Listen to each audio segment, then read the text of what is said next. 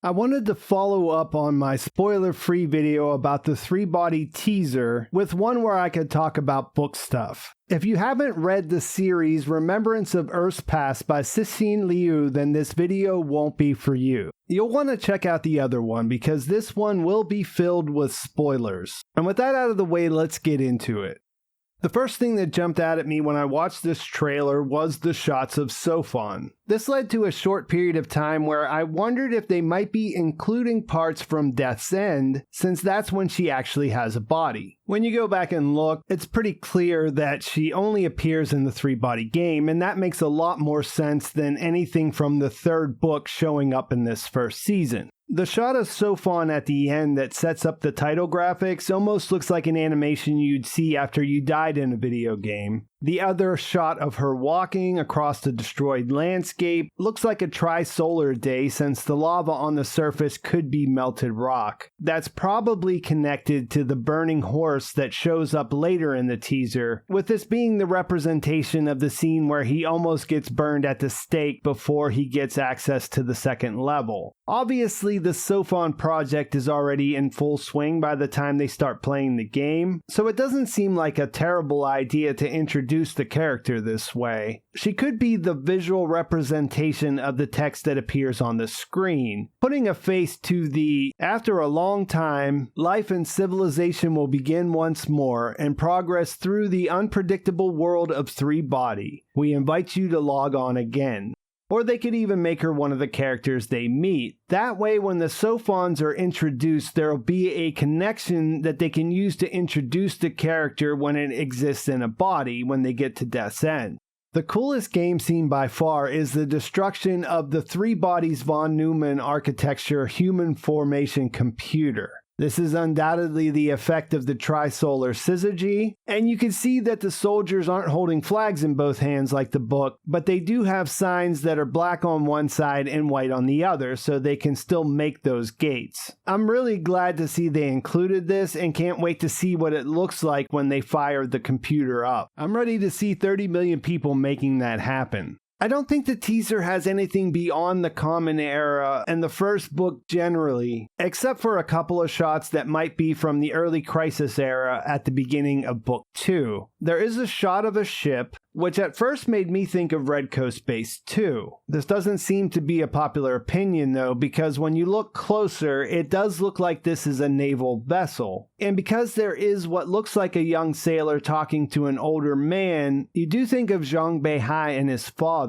In the Dark Forest, there's a scene where he's talking to Wu Yue at the beginning of the book, and they bring up his father. So I guess they could switch things up some and have him talking to his father in front of this ship. When it comes down to it, we are going to jump through time, obviously. But most of these characters are Common Era men and women. For an example, we don't see him in this teaser, but Liam Cunningham is listed as playing Thomas Wade, who doesn't appear until much later in the book. Which should be fun because this is a total reversal of the Davos character he played in Game of Thrones. And as it is with most of these characters who show up later, we get flashbacks to the Common Era when they're introduced. So I guess in an ensemble cast, it makes sense to have things play out in chronological order as long as you can afford to hire these actors to stay on for multiple seasons. We're going to have to wait until closer to the season's release when we get a more comprehensive trailer to really sort out what the season will cover. But knowing that it's only 8 episodes, I hope they aren't planning on doing more than the big events from the first book. It would be hard for me to imagine them getting through introducing the Wallfacer project, for example. So this other shot that I thought might be from the early Crisis Era was the shot of the airplane on the runway. This made me think of Da Shi taking Luoji to the United Nations. So maybe these will be part of a final episode that sets up the next season. I think overall it's too early to tell. One thing I noticed about this naval vessel is that it does appear to be flying the flag of the United Kingdom. So if this is the Zhang Beihai character, I guess they have switched his country of origin. And speaking of the cast, that is the biggest hang-up I had with this teaser and possibly the project overall. From the way I understand it, several of these Western actors that they hired will be working together to sort of take over the role of Wang Miao. And when it comes to things like this, I always try to figure out what kind of a problem are they trying to solve by doing this. This is a big change. This is a Chinese story. I think that's part of the appeal. And none of these characters they brought on to replace a male Chinese character are Chinese men. We do have Benedict Wong playing Da Shi, which means that he could possibly be interacting with Jess Hong's character for a Chinese storyline, and then maybe she's the one who sees the countdown on her pictures. Although there is this shot of them written in blood on a wall that I'm not exactly sure what that is. It seems to be a new thing for the show, but I love that whole situation with the number, so I'm willing to give it a chance. So what problem are they trying to solve? The first thing that comes to mind and sort of makes sense is that much of what Wang Miao does involves him figuring out things in his head. Having multiple people working through that together makes sense as far as conveying what's happening to the audience. This is a typical thing that happens when you go from a book to the visual medium. But in that situation, these are supposed to be 5 brilliant scientists who were former colleagues who find themselves affected by Wenjie's decision to respond to the Trisolarians, who come together to confront the greatest threat in humanity's history. Knowing how things develop from here, why couldn't all 5 scientists be Chinese? After all, the show naturally gets more international as you get into the Wallfacer project and go beyond that. So are they worried that a primarily Asian cast would be a tough sell to an international audience? And I suppose I should say that it's probably more complicated. Netflix isn't technically available in China. They aren't able to do business there because of the way things are regulated. And I mean, it is a huge market, and I'm sure they aren't happy about that, but I can't really say if that's a factor. I guess I don't want to jump to conclusions, but this doesn't look great at this point. The only reason that sort of makes sense, the only problem that this kind of solves is that if the season 1 cast was primarily Chinese and everything takes place in China, then most people in the target audience, which is the rest of the world, would be watching with subtitles. And for non-English speakers, I know this doesn't make any sense, and you do have examples out there like Dark or Squid Game that have been huge successes, but for every one of those, there are dozens of non-English shows that underperform because Americans aren't used to having to read subtitles when they watch TV. That could be a legitimate reason to make the cast more international. We are talking about a corporation, which means it's baked in that profits drive decisions. I don't think having a Chinese cast all speaking English in China would be a popular idea either, but you do have to wonder if it doesn't lose some of what made it so interesting to begin with. And I don't want to make excuses for anyone involved with this. I'll watch it and see if it works, and I'm hoping that it does, because I am a huge fan of this story. I suppose if you put a gun to my head and said you could only choose 2 characters who could be played by Chinese actors, it would be Wenjie and Luoji. But then I look at this casting sheet on the 3-Body website, and there isn't a Chinese actor who could play Luo. If they are introducing him in the first season, which is a maybe, hinging mostly on that shot of the airplane, looking at this cast, I would think he's probably being played by Seymour Ozamni. He's one of the 2 actors on here they don't include in that group of 5 colleagues that are coming back together, which in my mind, Luoji, or whatever they call the character in the show, shouldn't be a part of that.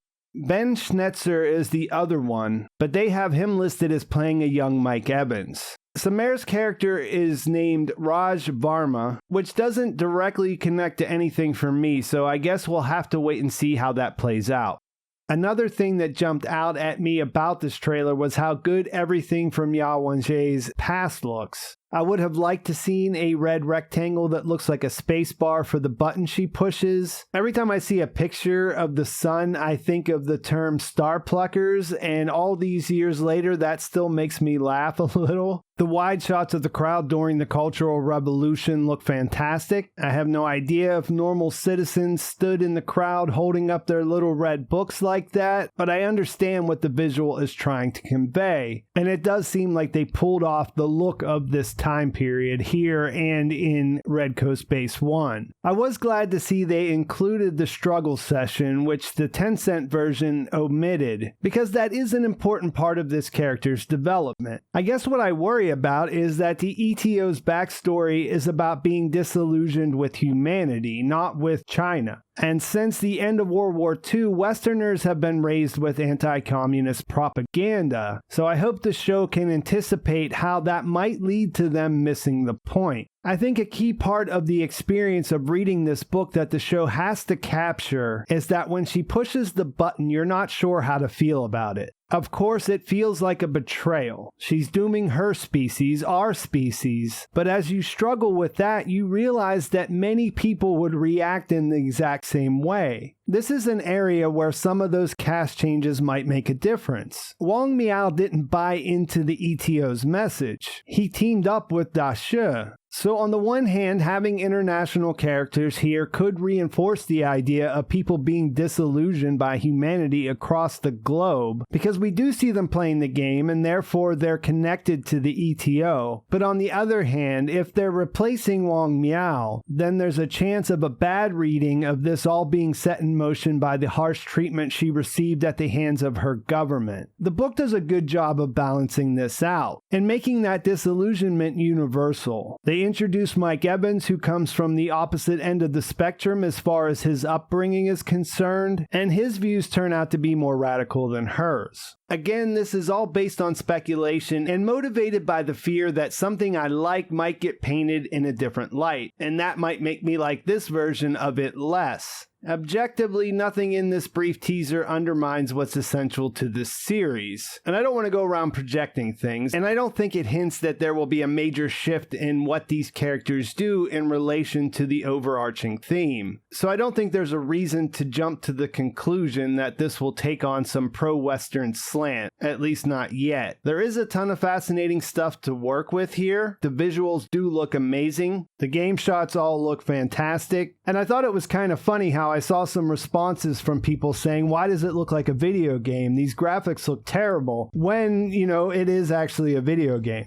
There's an interesting shot there where I yelled, rehydrate, rehydrate, rehydrate at my screen when I was watching it. It brings up an interesting question of how they'll deal with showing the Trisolarians on screen. Not showing what they looked like was a big part of the story, but I'm not exactly sure how you get around that for TV. Of course, this rehydrate scene is in the game, so they'll look like people. That's how it looked in the story, and you've already seen that with the soldiers in the computer scene. But if they go there to show the listener and to show the Sophons being created, they will have to decide how to depict them. There's another cool looking shot of a scientist committing suicide. Initially, I thought this might be related to a particle accelerator in some way, but the internet tells me this is a neutrino observatory, which is something I had to look up. Regardless of that, it does make for a great visual. According to the wiki page, these things seem to be spread out all over the globe, so it doesn't really say anything about who this character is. So I guess I'll wrap this up by saying what I hope they're able to pull off in this adaptation. One of the things I like the most about this story is it makes you think about these things on a social level, on a civilizational level, because you have this crisis, but it can't be solved in real time. It's not immediate. You've got more than 400 years to wait for this thing to happen. That leaves room for things to develop in captivating ways. In the first season, I think they have to nail why pushing this button makes sense, why people are drawn to the ETO even if you don't agree with any of the factions that make it up, and the lingering dread that follows the "you're bugs" message. If they can land those points, that sets up things perfectly for the Dark Forest, and the story just takes off from there. And if you come to find that you're not interested in this take, it's not faithful enough to the source material, then the 10-cent version does exist. It won't let you down in that department. A lot of book readers really adore this to the point of it almost being a purity test for how much of a fan you are. Which I kind of get. I read the entire fanfic book, and I even watched the Minecraft stuff whenever I was at that point of just wanting more of this world, like in any form. So I do get that. As a book reader, I enjoyed seeing those things again in the 10-cent version. As a guy who watches TV and talks about it on YouTube, it's not up there with my favorite shows or my favorite things I've seen. For me, the books will always be the best version because in that format, it's just me and my imagination. If you like those, you might like that show. If you haven't read them, then just read them or listen to the audio version. I did learn that there's a 6-hour edit of the 10-cent show that was originally 22 hours long, which might be great, but I haven't seen it yet. Season 2 of that version of the show has been announced, and they also announced a Da Shi spinoff that might fill in some of the blanks, and I'll definitely be checking that out. We have 6 months before the Netflix version comes out, and I'm optimistic. I'll be revisiting the series between now and then. I have some videos in mind that will hopefully turn some people onto it. And that's what I hope to see at the end of the day. A good adaptation that brings people to this story and has them grapple with some of these ideas. It's been a lot of fun for me, and I think that's a great place to leave things. Please like this video if you enjoyed it. Please subscribe to my channel if you haven't already. And thanks for watching. I'll talk to you soon.